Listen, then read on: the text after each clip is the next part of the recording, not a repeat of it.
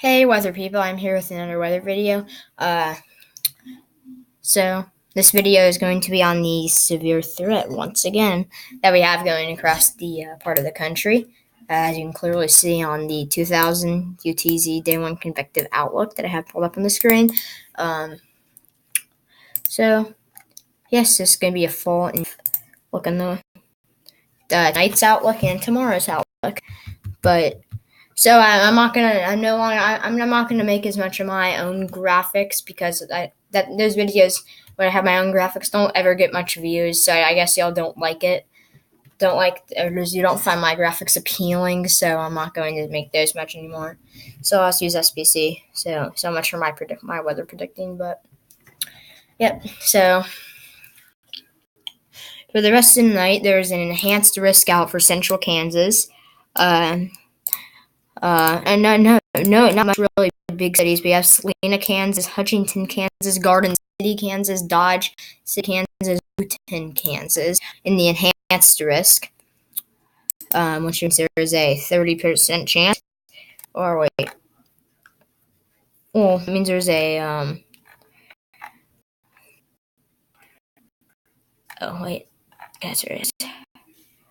Sorry, read to me. Okay, so it means there's a good chance for severe storms in the enhanced risk. But then you also have a slight risk encompassing a lot of Kansas other than the other than the northwest part of the state. And you have even southeast Nebraska towards Omaha, Kansas City, central Missouri, western Oklahoma, western North Oklahoma, the panhandle of Texas, and into eastern Colorado. Has a slight risk. Big cities, of course, Kansas City, Missouri, Wichita, Kansas, Lincoln, Nebraska, Amarillo, Texas, and Overland Park, Kansas. Excuse me. In the population, I can click that. Yeah, Amarillo, not Lubbock. I think Lubbock is. Wait a second. I have the text message. I'm not answering that anytime soon. Okay, so then you also have the marginal risk, which has eastern Colorado, of course, most of Kansas, or all of Kansas, other than slight enhanced risk, eastern Texas, even some parts of South Texas, over towards Houston. And then you have another area in Florida, so big cities in Texas, Oklahoma City, Oklahoma, Miami, Florida, which is over here, Corpus Christi, Texas, and Hialeah, Florida, I think that is. Marginal, you have a chance, and you have this general thunderstorms across a lot of areas. Tornado threat. Of course, switch.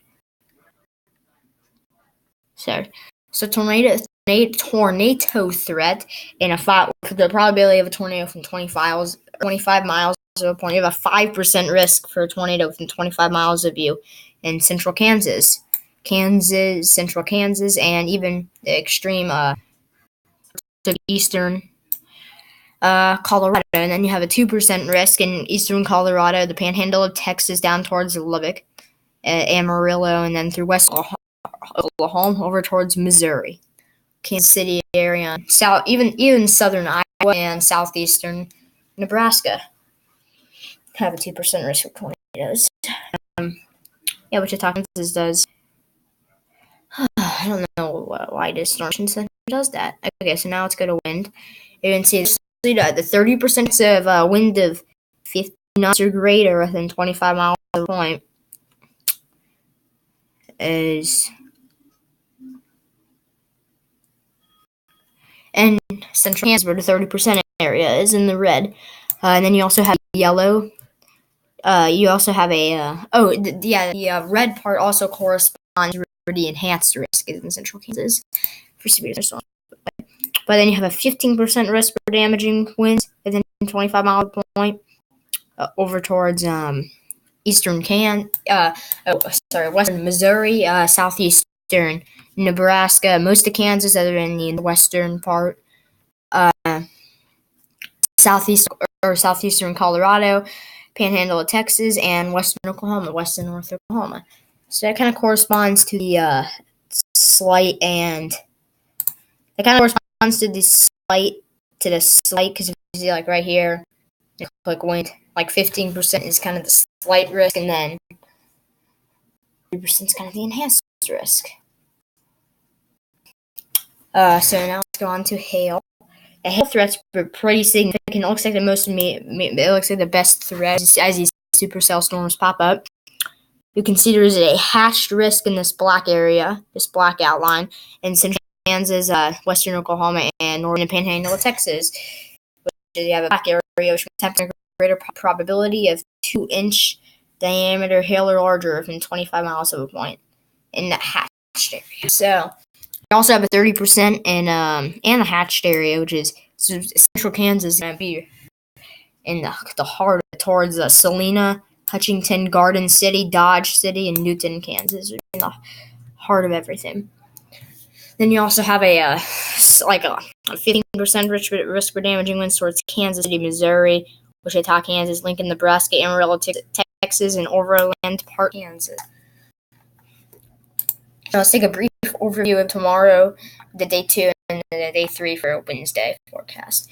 You can see tomorrow the enhanced risk moves to the south, the severe weather moves to the south, and I have like this just the Panhandle, some parts of southern Kansas and western Oklahoma, some parts of western Oklahoma have a risk for severe weather. You can see Lubbock, Texas, Amarillo, Texas, Big Spring, Texas, Plainview, Texas, and Pampa, Texas all have an enhanced risk. I think Liberal, Kansas is in there. Liberal, I think is what it is. I don't know how to say it. No, Liberals are on the edge, but they're not in it. But then you have a slight risk extending all the way into Missouri and even central Oklahoma. The cities has Wichita, Kansas, Abilene, Texas, Wichita Falls, Texas, Midland, Texas, Lawton, Texas. Wow. Then you also have a marginal risk, which has Houston, Texas, San Antonio, Texas, Dallas, Texas, Austin, Texas, and Fort Worth, Texas. That's a mouthful. Then I'll show you all the 3 outlook. You can see the enhanced risk moves pretty. It's still about as south as it was, but it was slightly to the east. It's a little bit more broad today, or on day 3, which is Wednesday. You can see now you have northern Texas, eastern Texas, even extreme western Arkansas, central and eastern Oklahoma, and just southeastern Kansas. Then you also have southwestern Missouri have an enhanced risk. So a lot of big cities like the Dallas-Fort Worth Metro Complex, Oklahoma City, Tulsa, Oklahoma, and Arlington, Texas all have an enhanced risk. So that's pretty good. And then, and the slight risk that goes all the way up into most of Missouri.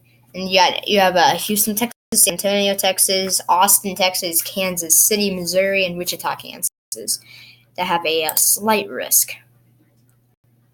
Then you know, the marginal risk extends further. But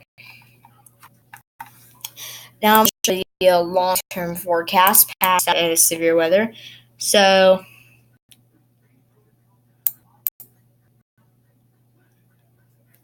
I'm also going to talk about the chance for some Colorado snow. You can see some snow that would be possible in the mountains of Colorado. We're going to go check out snowfall in a second. And we're going to check the possibility for some significant flooding across Louisiana. But by now it's in early May. I think the snowfall is mostly over for like the actual plains and stuff. Maybe the northern plains could get some more snow, but other than mountains, I don't think there's going to be much more snow. You can see like no more snow at all. But so you can see severe weather, low pressure system bringing on the rain will move out, be gone by probably Saturday or Sunday. And then you have like just another low pressure in the northeast, bringing some showers to the south on Sunday and Monday and Tuesday. Lingering showers, a lot of them from all these low pressure systems coming.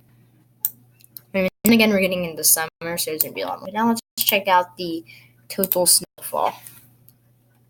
So you can see for the next, for this Colorado snowfall, be up to 7 maybe even up to 16 inches in some areas of especially mountains of Colorado and northern New Mexico and even southern Wyoming.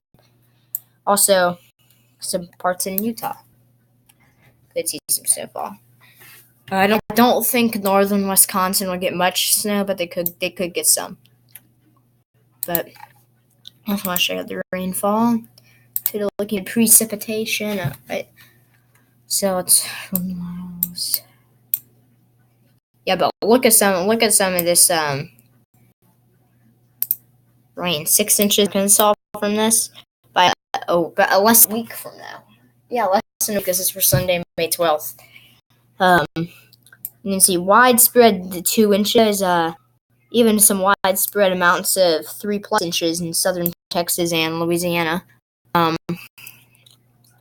Another band of heavy rain will probably be placed in Kansas, or northern Kansas, going all the way to Iowa and up to Wisconsin, the Michigan area of up here. This could also bring maybe up to, as you can see, 6 inches in Kansas, and up to 2 inches all the way up to that part of Michigan. So there's going to be a lot of rain, like a lot of ½ inches to an inch, like just 2 inches all in New York. You can see 2 inches all of like Vermont, New Hampshire, Connecticut, and of course the mountains some more rain. But like this for the Northeast, for next week, or for the Northwest, like this, no rain in Seattle. Look at this. It's very. I haven't seen that ever be clear in such a long time. I haven't seen there be no rain predicted for that place. Yeah, pretty much everywhere other than that there, and maybe northern Montana, we'll probably see rain, and a good deal of it. Even for the desert, even Death Valley is going to get rain probably. Not even where New Mexico doesn't get rain in this area over here. That's going to wrap up this video. I hope you all have a good day, and yep, peace out.